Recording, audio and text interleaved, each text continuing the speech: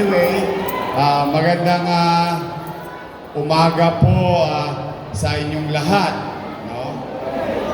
Nandito ang ating Vice Mayor Chia Chesa, ang ating mga konsyal. Ang nangongona.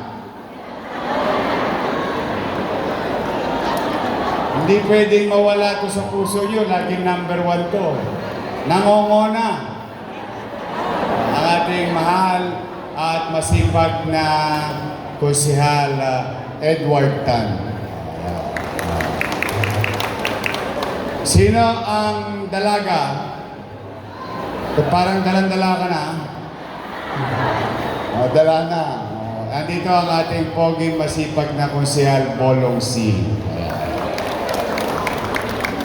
Dito naman. Ito, kapitbahay nyo.